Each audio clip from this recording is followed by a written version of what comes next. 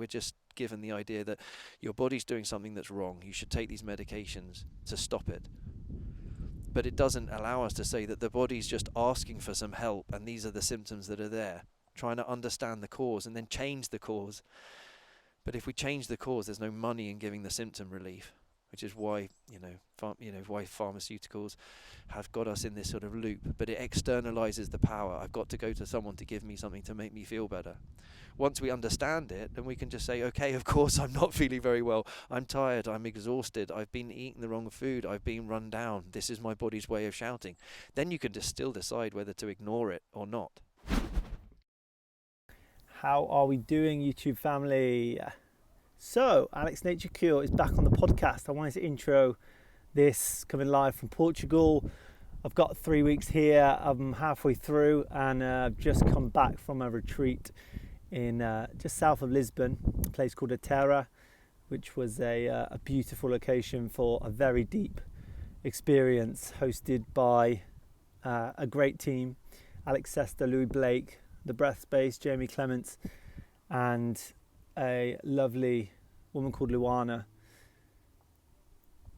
I will save that for a separate episode, so stay tuned on the podcast front, because I'm sure I'll be doing a download of that experience and an upload to you. But I just wanted to intro Alex. This is a man called Alex Johnson. He's a nature cure, an osteopath practitioner. He hails from London, but he lives now in Stroud. I was lucky enough to go and visit him. He's got an incredible space there, just south of actually where I was born in Worcester. So he got me on the plinth. For the first time I had some osteopathy, and it was super intriguing, and pulled at a lot of different threads. So we go into this experience and we just get an insight into Alex's way of living and his mindset around health and well-being. So I wanted to introduce him. He's an amazing guy. I'm lucky enough to call him my friend now, and I'm sure he'll be on in many years to come. Please reach out to him or ask any questions in the comments if you desire. Anything that didn't make sense, anything that was a bit complicated, just hit us up. We will get those questions answered. So without further ado, here's Alex Johnson. Thank you for your incredible hospitality, brother. Oh, pleasure. As always. Lovely to have you here. King archetype in engagement. I love it when I come to places and get so welcome from people. It says a lot. And what a way to start a podcast, getting your bones realigned and blended. Yeah. So when you asked me that question, have you ever had any similar work done before, any body work? I was like, no. No, I haven't. It drew my attention to the fact that I haven't, and why that would be, I don't know. It's interesting. But yes, welcome back to the podcast. Thank you. Yes, man. One of the biggest things I think I just got from that experience was how safe I felt, and how rare that is to feel fully held and safe. So let's start there, because thanks to the tea anyway. Cheers. Cheers. Cheers, brother. Let's start there, because I was like, well, I provide that for people, and I really try and put that out there, especially for men, doing men's weekends and retreats and circles, and it really is rare that we feel held and safe, and what can happen just in that environment, Absolutely. I suppose the first thing is to try and, I like to try and allow people's adrenaline just to drop. And of course we think of adrenaline as this immediate, something's got to be super stressful, super difficult to produce this fight, flight or fright scenario. But it can be just as simple as being tired, or super excited about what you're doing, but you're doing a lot. You're asking your body physiologically to keep going. So we know that long-term steroid use for patients has detrimental effects, doesn't it? If people are on corticosteroids, whatever that ailment may be for, it has long-term effects on your immune system, on your hormones, on your gut health, on everything. And the reason for that is because it's producing a steroid in your body in order to keep going, to not hear the pain, to not have any inflammation, to not go into any healing, to get you through that period of time. Mm-hmm. The sympathetic nervous system and its fast fight or flight response, something goes bang, and our nervous system, our sympathetic nervous system, from the top of our thoracic vertebra down to our L2, that nervous system just throws out electrical energy and causes an immediate constriction of the blood supply to your digestive system and a rediversion of that blood to your heart and your lungs and your brain and your muscles, so you can think fast, you can run fast, and you can fight. And at its extreme, that constriction through the sympathetic nervous system, that constriction of the blood supply to your digestive system will make you purge. If you think of someone on the wings going into the stage and they feel nervous, all of that nervous energy is this redirection of blood supply in order to create the physical and physiological ability to run away or to fight. Yeah. And so the thing is that whether we are looking after ourselves, we're maybe burning the candle at both ends, or we're living under a lot of electrics, or we're pushing ourselves physiologically, it creates the demand of some form of extra nervous or hormonal impetus to keep us going. Mm-hmm. Yeah, I guess we hear a lot about cortisol. Yes. Stress. Yes. And how harmful it is to be in that heightened state of stress all the time. And of course, all hydrocortisone medications, whether that's creams on your skin or sprays for your lungs or pills for generalized chronic inflammation, are all taking that steroid that your body produces through your cortisol, through cortisone, hydrocortisone, from your adrenal glands on the top of your kidneys. They produce that in a myriad of ways from animals, that is then given to you again. So effectively, whenever you have long-term inflammations, we're using more and more potent hormonal-based medications to suppress the symptom that is there.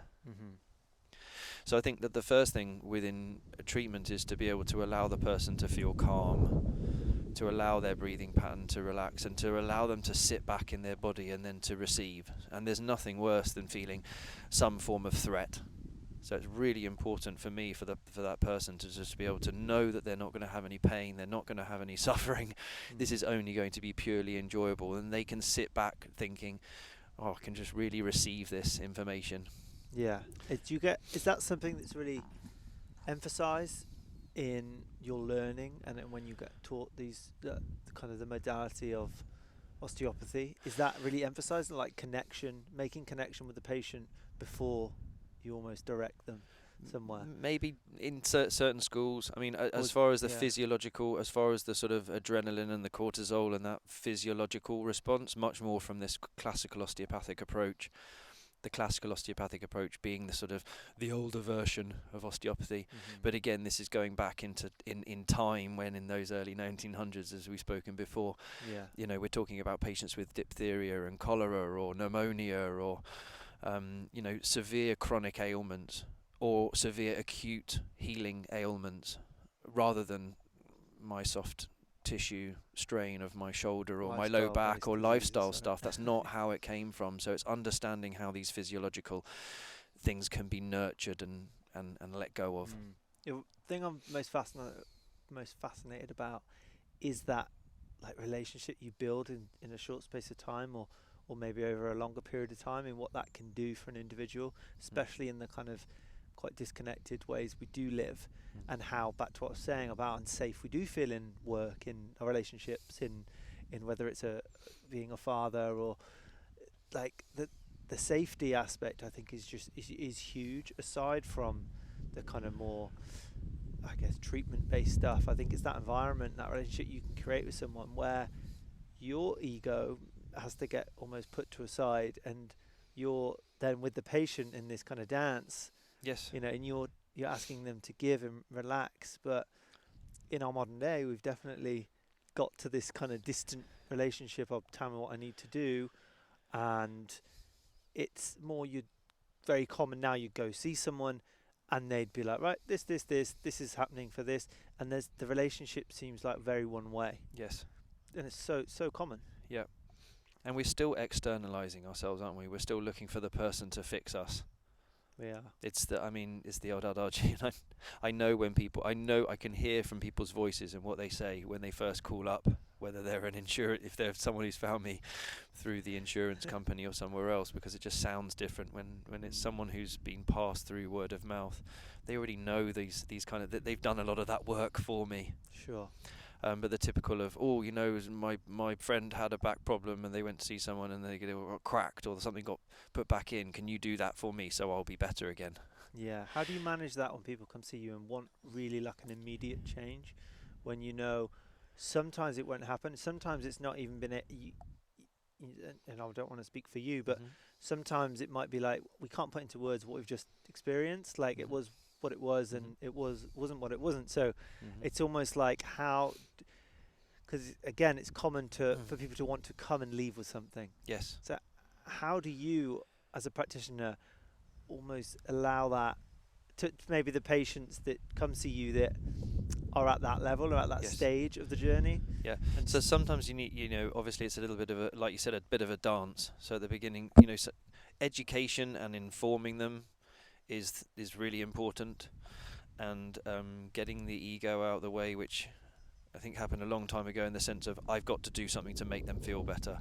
Sure. I'm just the person who's pushing the swing in the playground, and I'm kind of picking up information from how that person's doing on the swing, from the swings, how fast it's approaching me, and through the means of all of these different ways that we learn to palpate and pick up information from the patient, from this myriad of information that we have from sort of an architectural, bony framework, and then layering upon that a sort of an electrical cabling system that goes to all of the ends of all of the tissues, and then on top of that, then layering a blood supply, piping.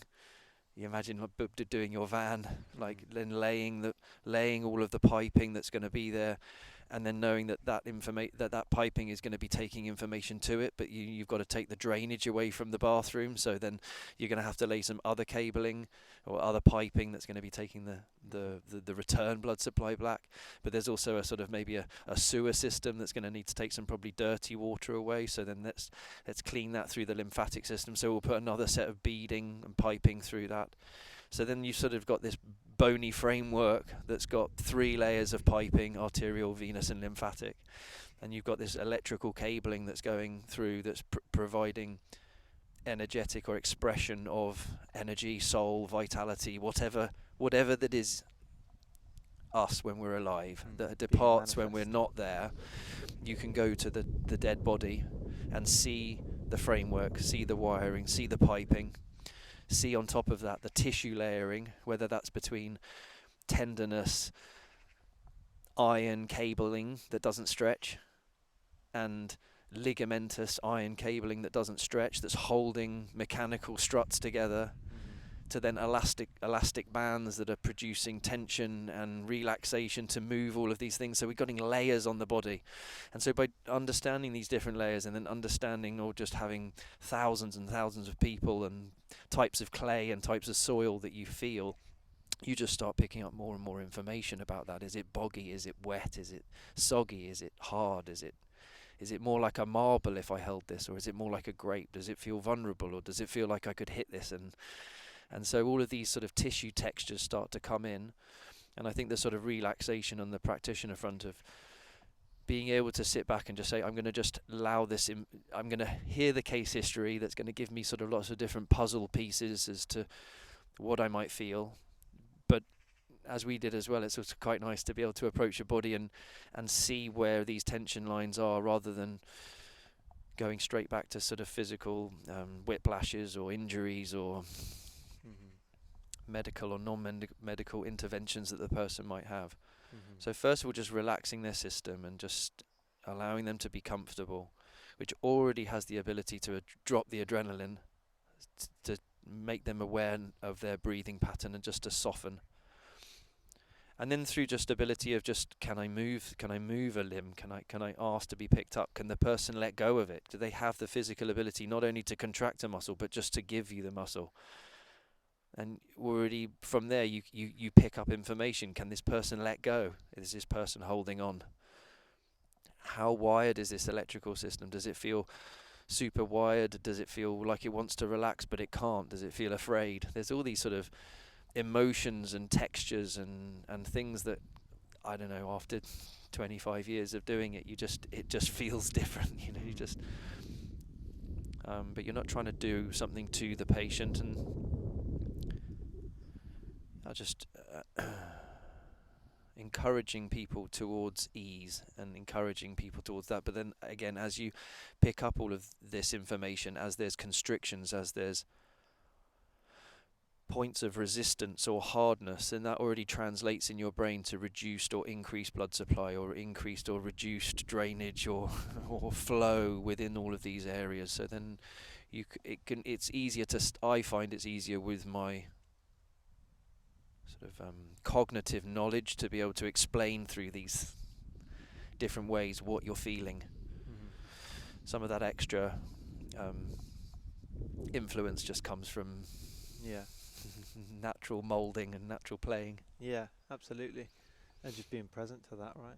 Without any kind of preconceived notion of what you should be doing, or what this person expects of you, maybe. Yeah. And actually, a lot of the time, less is more. So just allowing people to stop, per se. You know what? It really was so impactful when you just held and didn't try and do anything, and you were just holding.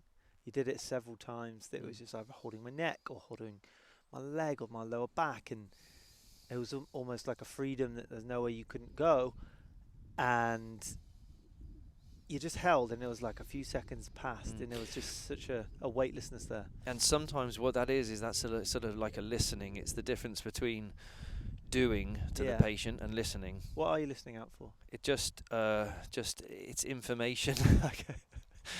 Starts to get to the sort of where weird. Are you in your body then? How are you listening? Are you feeling? Is it a combination of it all? It's a combination of hearing it from the patient. Hearing. How do I describe the hearing? So and my tummy was rumbling. And I can feel when that's going to happen before it can happen. So how can I feel that? So if I say to somebody, look, imagine I'm not a kite flyer, but if I was a kite flyer, or if I was a really good kite surfer, for example, you would start to be able to watch the kite in the air with the strings going up to it. Let's say you had 4 or 6 strings, and you could play with the kite and you could move it at the top, and then you would become so good at doing that you could imagine that someone who was a real professional kite surfer who could just do it in the dark you could blindfold them, and they could fly the kite by the feeling of the tension in the strings. Does that make sense? So as the kite might drop, they might pull the tissue tension as they feel a release or a pulling or a tugging. Yeah, absolutely. So if I hold onto your legs, for example, and I just produce a tiny little bit of traction through that, if I can try and think of it on a skin level, on a joint level, on a muscular level, on a playing, can I pull this in the same way that if I push you, you push you and you respond, or could I usher you? Or if I push you too fast, will you push back against me? So there's a sort of and so you can distribute, you can change between the layers. And then the listening is more just sometimes, rather than picking up a joint and moving it, going through a mechanical moving, but then sometimes you feel like it's restricted, but it doesn't really want to be pushed, or there's a resistance, or there's a holding or a protection within the patient. And then sometimes if going on a micro level rather than a macro level, on a big level rather than a small level, holding it very small. And sometimes, as you used to teach students way back in the beginning, just almost going left, right, up, down. What feels more comfortable? Does it feel easier to push in? Does it feel easier to push out? If you're blind, you're in the dark, you've got a key and the door is locked. You know the key will unlock the door. but it won't budge, and you're thinking, is the door swollen? Is the key jammed? Is there something wrong with the key? No, I know that this is in them. What did the person say? Did they say lift it up, pull the door to a little bit? What's the little jingle jangle that gets in? And sometimes you're trying to push the door open, but you need to pull the door tighter and pull the lock tighter to unlock it, kind of thing. So it's sometimes with that you might think there's this hold, the neck, it doesn't feel like it wants to let go, but they emotionally do want to let go, but they can feel that they're holding. So maybe we just hold and push inwards, go inwards, and then you get these like softenings and releases. And it's that difference really between I'm going to push you, I'm going to mass, I'm going to soft tissue you. You know, muscles aren't like pizza dough. If they were, we just steamroller. And it doesn't mean that having a massage or being rubbed or held, that we're not increasing the blood flow. But muscles are a contracting, constricting, soft tissue that constricts and contracts through an electrical innervation coming from the brain. So rather than me just thinking, I'm going to do your pectoral muscle and the latissimus dorsi and the rhomboids, and I'm going to take each individual muscle and then I'm going to try and like pizza dough, I'm just going to rub it until it softens, which you can do, but a lot of the time, sometimes if it's held through many different reasons, it might take a lot of pummeling before it finally lets go. Yeah, sure. But sometimes if you then move the arm through a range of movements, I can very quickly pick up whether the person's holding or trying to help you or trying to guide you, you know, rather than actually just giving the arm. Now, if you can give the arm and have a full range of movement and traction, you can work within all of these ranges, all of these muscles, and you can feel what's holding and what's not holding. And it's a huge power for the person to electrically turn off the innervation to all of the muscles of the shoulder girdle and all of the muscles of the leg, and then all of the muscles of the body, and then feel held within that space and almost have their body disappear. They can't really feel where it is. It's so comfortable that it's just not there anymore. And it's even within those that then as a somatic tissue, as a musculoskeletal tissue lets go, you can then start having very powerful visceral effects. So for every nerve root, every main fused cable that comes out of the spine, that cable splits like a trunk. So if we have a tree trunk coming out of each layer of our spine, that tree goes into branches, and the branches into smaller branches, smaller branches, smaller branches, and leaves maybe at the end. So if we imagine that each of these nerve roots, and normally people only hear about nerve roots because they've maybe had a disc injury, and something might be pressing on the nerve root and producing their sciatic nerve, for example. But as the nerve root leaves, it has all of these different branches, and some of them go to the skin of a part of the area, and some part of the tendons, and some part of the ligaments, and some part of the joint capsules, and the muscles associated with it, and the all of those tissues that we can feel. But there's also a branch that will be associated through the sympathetic nervous system to the blood supply of the viscera inside. And so when there is a soft tissue injury, it's giving nervous information that's going into the spinal cord and then producing an afferent, that's an afferent going in, and an efferent nerve going out that's supplying information to cause a tissue to maybe contract or hold. But when the information goes out to say contract or hold, it does it at one level of the tree, but it also affects the other layer. So we can have what we call viscerosomatic and somatovisceral reflexes. I eat a very hot curry, or I put some chili in my mouth. I can feel the burning of the chili in my mouth. I swallow said chili. I can't feel the chili in my tummy. It's maybe causing still an irritation of the mucous membrane on the inside of my body, but I can't feel what that's doing. What I can feel is I can feel the corset of muscle tension holding me of the pain on the outside,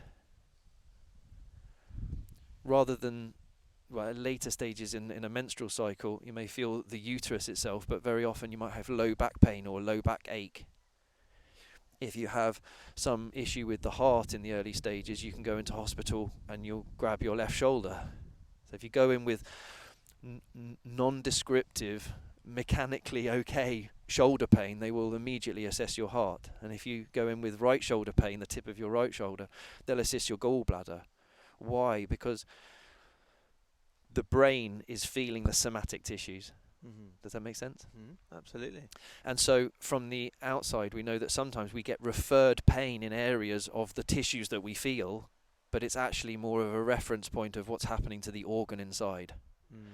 And so we can do that on a medical level, but we can also do that on an osteopathic level. We can feel tension within parts of the arm, and there might be because that's physically being overused, or there's repetitive strain injuries, or there's been some form of injury. But it also can be because there's lots of other parts that part is held. So for the shoulder, for example, it is supplied by a few segments of your neck, C3, 4, 5, 6, 7. Those nerves will come out and supply the skin over the surface, the muscles locally, the joint capsule, the bones, the ligaments.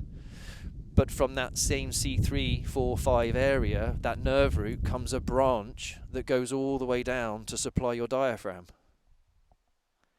And so if you have a problem with your heart or your liver or the lung tissue on top of or below the diaphragm that might be causing an irritation of that diaphragm, you can have a referred pain in your shoulder that your brain's picking up. Is this pain coming from my diaphragm or coming from my shoulder? So we can have tensions that start because there's been an irritation or an inflammation within the organ that then creates inflammation and irritation and tension on the muscular surfaces local to that same nerve root on the outside. So we've got to pick up sometimes, is this just a musculoskeletal, mechanical, elastic band, strutting, bony thing? Or is there some other information that's clouding or affecting this nerve, this movement, because of something that's happening inside? What's the health of your left kidney, for example? You can't tell me how your left kidney's feeling today. You can tell me how that left side of your flank, how the left rib cage is, how your breathing is on that side, how limited you are from the movement. And you're saying that's due to the nerves, largely? It's all part of it. It's all different parts. It's this puzzle. Where has this come from? Is this because we've been holding ourselves in a car, just driving in an awkward position? Is it because we've fallen over? Is it because there's some other irritation going on internally? And there's lots of different layers of that, and that's where this play comes with listening to the tissue, how that tissue might affect another part of the tissue, how that person's nervous system. It's all just all sort of interwoven. It's complex. It's not complicated.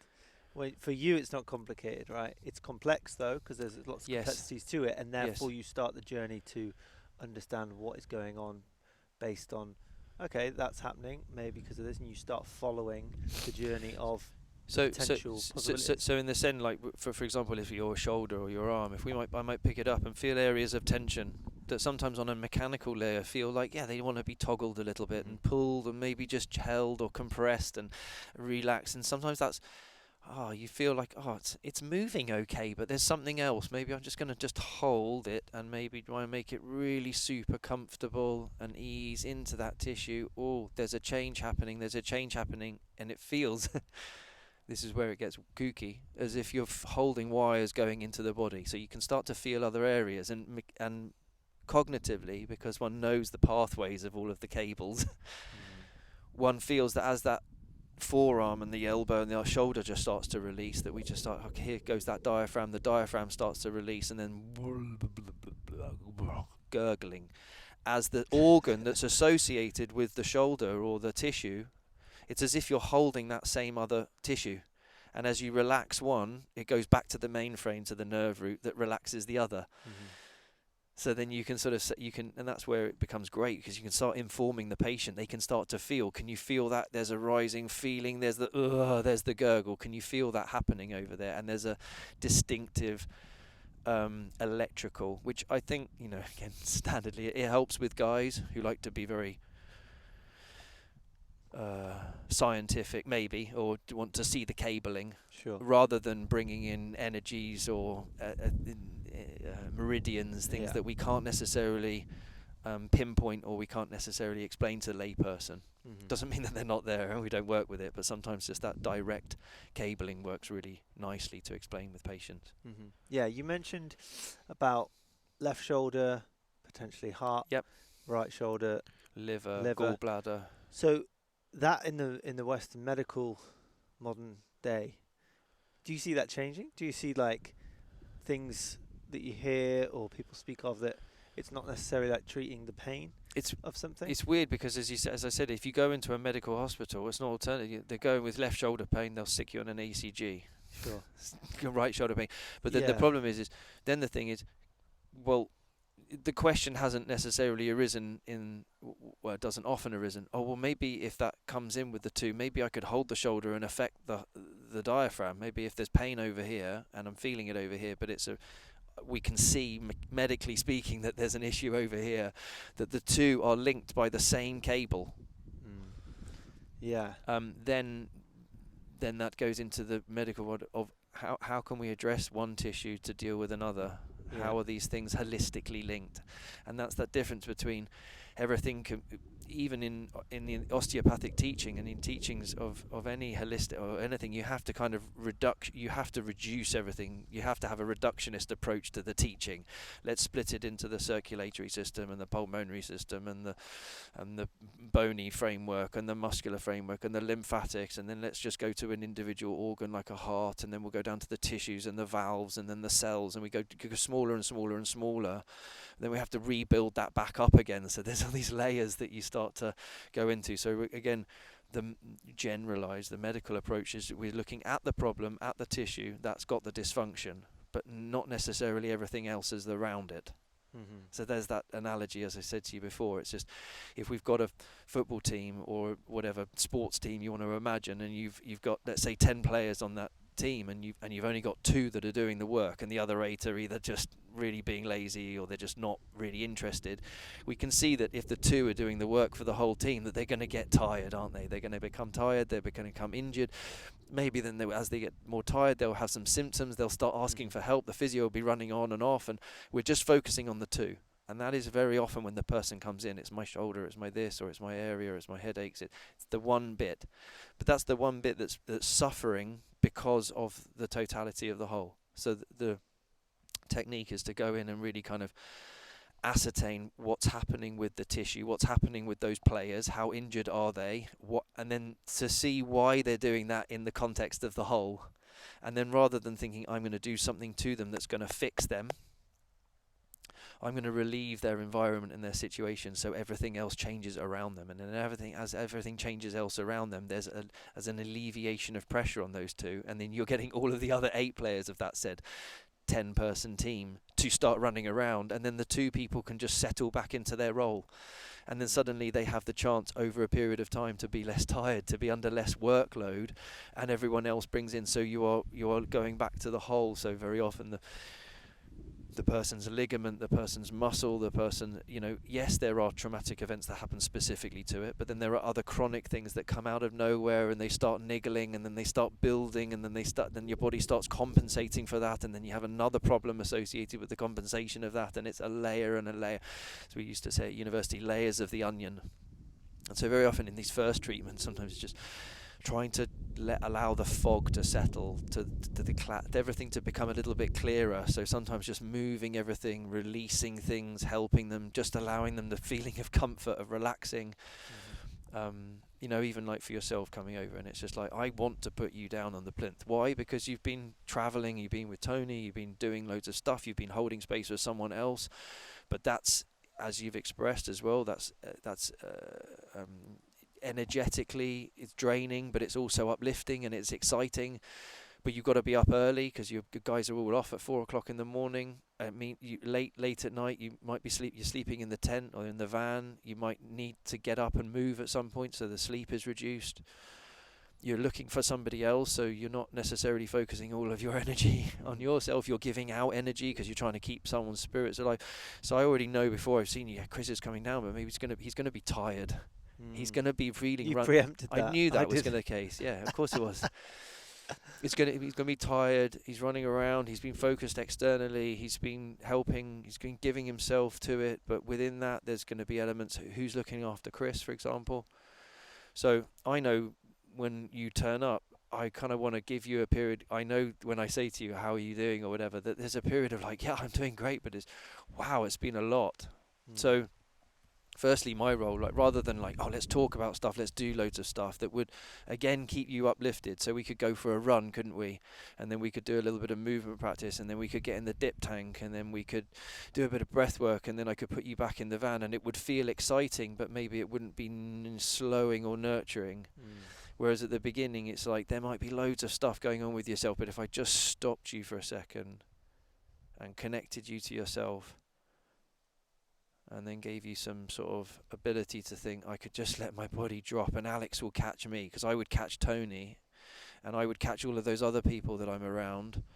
But what if I just want to fall? Will someone catch me? So then just the feeling of that, and then the warmth, and then the slowing of the breathing, and then the letting go, allows me to just in that sense just slow you down and calm you right down. And then, you know, it would be to see how you are over the next few days, and you might just think, oh, I just actually feel completely wiped out. Like I've just, after I drove to see you, Alex, I just feel like I'm in the car, like a bit like really slow, and I don't know what I'm doing. And that would be me. It's okay, because we're just taking that adrenaline away. If you came off long-term corticosteroids, how would you feel? How would your immune system be? So if I remove that and give you a bit of care and attention, and your body feels that care and attention and that warmth and that ability to relax and that slowing and that little bit more connection to yourself. But then tomorrow, if you woke up with a cough or a cold, that wouldn't be surprising for me, because again, your adrenaline level would be dropping down. It's like I've taken you off 3 weeks of like really hardcore steroids, and then your body's responded by going, oh, I've been on an immunosuppressant for 3 weeks. Now I've got that area to start healing this and that. So your ankle might flare up, or the skin might flare up, or you might start eliminating through the skin, be it eczema or rashes or bumps or those kind of things. You might start eliminating through the lungs with a little bit of mucus, a little bit of a cough or a cold, a sore throat. Maybe that elimination might be working a little bit through your kidneys or your liver, but locally we just want it just like we've spoken about before in the previous podcast, like little bonfires that are okay. They're okay to manage. Do you think the biggest thing is just to listen to your body? And that's a big statement, because people, you hear it all the time. However, the listening for those, the headache's there, yes. the fatigue's there, my neck's there. Yeah. So it's like, I mean, I got, members of the family, take a paracetamol, and I'm like, well, that's not really gonna allow me to listen further into what actually is needed. Listening is everything, and for me, any form of teaching of the patient as to just how to listen to their body mechanically, physiologically, emotionally, mentally, spiritually, is the way forward. And that just that technique or that ability comes through just practice and experience. Yeah, how can someone strengthen that? What, the patient or the practitioner? I'd say the patient. Let's speak to the patient. The people who find it hard to listen to themselves and find it hard to navigate, like, what is something signaling to them, what pain, what ache, what symptom is almost, what answer to give to the thing. Does that make sense? Yeah. So it's either paying. You can pay respect, and you can have responsibility to listen to the thing that the body's trying to tell you, or you can ignore it and wait for it to tell you. It will happen one way or the other. So, as I said to somebody this week, which I felt, if you have the choice, forget all of the logistics of life. If I give you the choice of either having 3 days where you took time off and you just enjoyed sleeping and you enjoyed doing the things that you like to do, whether it's read a book in bed or do anything that you'd like to do within those 3 days, but you're conscious and you're okay and you're well, you might call it that. Or you could just wait until you've got 3 days where you have to be in bed with a fever, with some form of elimination going on that will come with some form of feelings of discomfort. even if you physiologically know that it's the right thing to do. Yeah. Which one are you going to prefer? And most of the time people say, well, I would like to do the first thing, but I just don't have the time for it. My work, my life, my things, my family.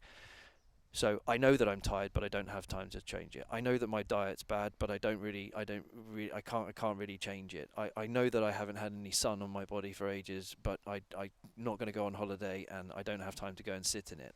I know that I live in it just keeps going on. Yeah. And so as the practitioner, we're just pointing that out and saying, just listen to that, listen to what your body's saying. And when we've spoken about before about Nature Cure, having this list of maybe different physiological requirements, whether it's sun, air, water, diet, rest and sleep, movement, spinal integrity as far as that architecture is concerned, mental thought, or the avoidance of toxic, all of these things have weight that we can look at to think, how am I feeling, or how much input am I putting on any of these things? And by allowing the person to listen to their breathing and listen to their body, and then giving them some kind of clues, it allows them to make those choices. And in the end, it's only the person that can make the choice, isn't it?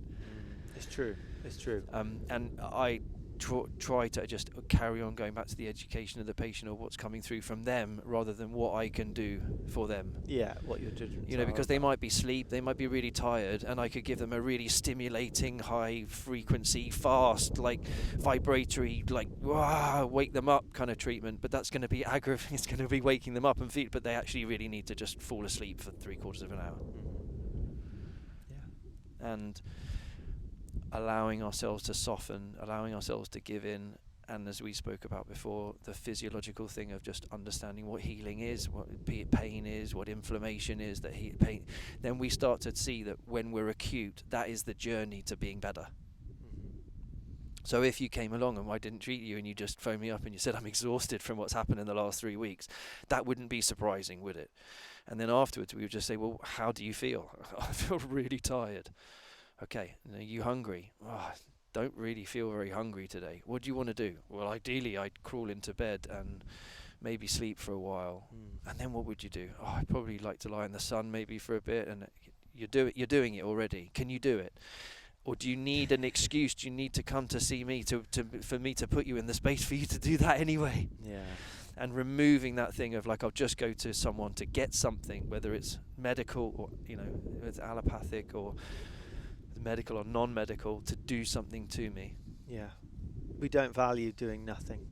It's a testament to the times. It's crazy how much external validation we almost feel we have to get, and it's linked to the kind of cultural narrative of success. And I feel like it's something I witness around certain people, that it's like doing nothing is almost not allowed, because so much guilt. So much guilt. There's so much. Just their bodies won't allow it, because they equate that to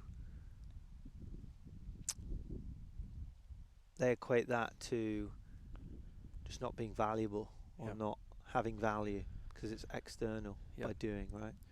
And things that are, it's not exciting. Innovation is a word that's used in Nature Cure as well. It's just the usage of electrical nerve energy. So if we have a battery, and that battery kind of goes down during the day, and then it goes back up whilst we're resting and we're recuperating, the expenditure of electrical energy during the day is called innovation.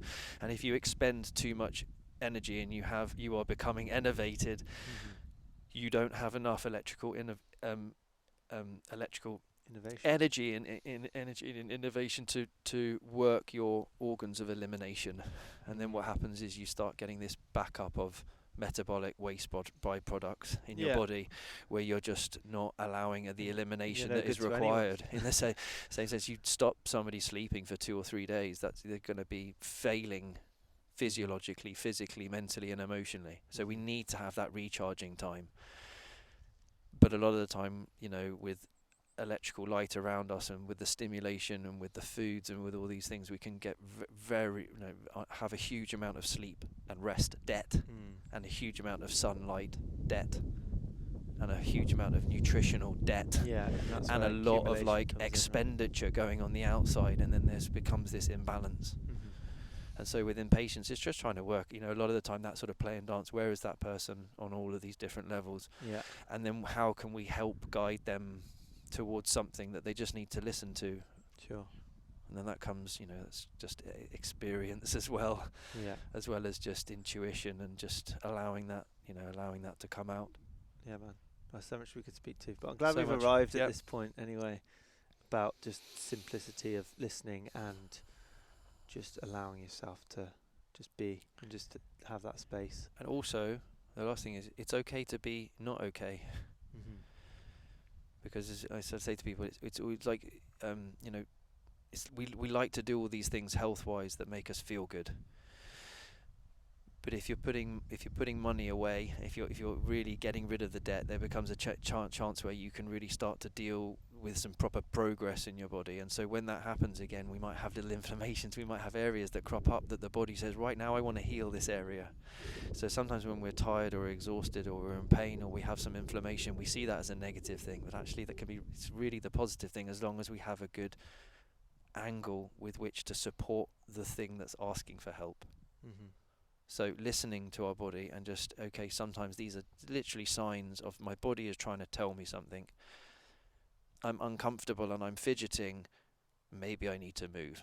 Just somebody explaining that, rather than people staying in the same position when their body's gone through hours and months and years worth of fidgeting before it's just turned the fuse off and just forgotten, but it's just stayed contracted, for example. And what parts of their life have they just forgotten about, that they can enjoy the change? And that comes from the positive aspect, but it also comes from when you've got some form of symptom or something that's cropping up, that we can then just say, look, this is just your body asking for help. Now we just start moving it, and that just disappears. Nice, man. Yeah. Where can people find you? In the ether. The bat sign. Behind the camera. No, in Stroud. But Yeah, how can they reach out and learn more and book sessions with you and just a simple website that we've got, myself and my wife, so myhealthandhappiness.co.uk, just directing us towards here in sort of Stroud, Gloucestershire, and back in London. myhealthandhappiness.co.uk, and can give us a little follow on Instagram or something at Nature Cure Family. And through those websites, you can always just get my mobile number. And normally, as I said, it's just contacting just straight through the mobile. That's the easiest. Text, voicemail, WhatsApp. Yeah. Because then you just get to know the person. For sure. Super So important. And how often are you in London? At the moment, about every 3 weeks. I'm sort of tailoring that away, having had the practice there for sort of 20 years. Sure. Just spending more time out in the countryside. Yeah. But still going into the big smoke occasionally. But liking this. Yeah. So what's on the agenda for the next couple of years? What's the plans? I've set up a nice men's group that I hold here in term time, in the garden, outdoor lifestyle movement class, which has done really well. So again, trying to keep people out of off the treatment plinth, actually just doing the preventative, the what I call health care rather than disease care. Keep people healthy, keep people learning to move and breathe and be and in their external body. Because I've probably said this to you before, but if I've got somebody on the table for half an hour, that only represents 1/48th of the day, which is 1/360 something of the week. So if I have the smallest 1/360th portion of the week that I'm treating you, but if I can give you other information about your movement and your lifestyle and how to be, to cover that inordinate amount of time just for the rest of the week, you can start making real big jumps. So I found like just having groups and group classes and things where I can move people and take people through breath work or cold immersion and walking, jogging, crawling, running, hanging, swinging, that actually their postures are all changing around me, and I don't have to, rather than I've got to treat you and then try and inspire the person. How many times I've gone through the last 20 years to give someone stretches, to make them do stretches, but actually if you can walk around with them in the day and move them and just help correct them, that just builds their information so much taller. So I want to do that more and more, get involved in some local sort of maybe sports teams and sort of bring that into little local schools to try and help the kids carry on that movement and teaching them very early days, so that we just take the children earlier on.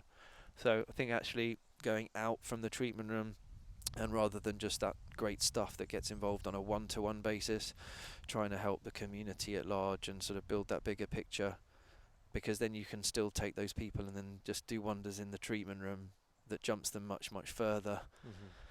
It's a bit like kind of someone trying to learn an instrument, but you've got to try and get them to maybe pick up the instrument during the week and do something with it. Otherwise, they come once a week for the lesson and they never do anything else. You know, you can only go. I can only go so far as helping that person. Yeah. Because that's what it's removing that ego, rather than I'll do nothing and then I'll go to see my for sure. osteopath or whatever therapist you want who's going to make me better. Yeah. You know, it's but just. Yeah, I respect control. you so much because you live it as well. It's not like you often go see someone and they'd be sat at a desk for most of the day. They'll have some food which is just awful, you know, compromising ways of living, and their diet's a mess. And then you're like, well, how are you telling me how to be, or what's corrective about my lifestyle? And it's like, you go to the people. And I'll speak to that, 'cause it's like, go to the people who are actually living it and being it themselves. Well, you know, some of my teachers earlier on used to say, you know, look for people who are health pioneers or whatever, who are achieving levels of health that you want. And I'm not trying to say that I'm healthier than other people, trying to do the best with what I've got. But it's understanding, as you said, that responsibility. Because actually, once you externalize that and you give that, the power is in the patient. And then actually, then it's just they can choose whether or not to do it.